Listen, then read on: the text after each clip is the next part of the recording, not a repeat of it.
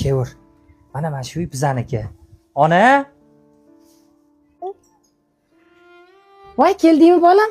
Kakras qaynanang yaxshi ko'rar ekan. Ovqat ustiga kelib qoldinglar. O'tirib turinglar. Qayerdan qayotsa?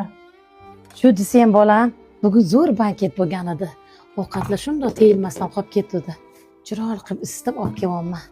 Olinglar. Ol, ovqatga qara. Ha, aytgancha. Senga aytmadimmi? Onam restoranda ishlaydi, ofitsiant bo'lib. Bekor orib olib kelibsiz-da, onajon. Shuncha yeydigan narsamiz bor edi uyda. O'g'risi bor ekanmi bolam? Sizlar olib o'tiringlar, men hozir choy olib kelaman. Men o'tiribsan, ol-ya. Yo'q, men yemayman. Siz shunaqa uyda yashirmidingiz? Men haqingizda bunaqa hayolga bormagandim. Nima deganing bu? Tushunmadim sen. Uzr, menga telefon bo'lib qoldi. To'xta, telefon emas, u budilnik chalinyapti-ku. Ha, hozir uydan telefon bo'lib qoldi. Voy qizim, choy damlagandim, ichib ketmaysizmi? Ha, bolam. Bunisi ham sinovdan o'ta olmadimi? Aka, uy nima bo'ldi? Hozir aka, bir minut chiqaman o'zim. Men bu ko'yni ichkari turgan ekanman. Nechi pulida aka? 300 ming so'm aka. Mana 400 ming. Rahmat aka. Ketdingmi bolam?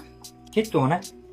Bunisi ham sinovdan o'ta olmadimi? Siz shunaqa uyda yashirmidingiz? Senga aytmadimmi? Onam restoranda ishlaydi, ofitsiant bo'lib.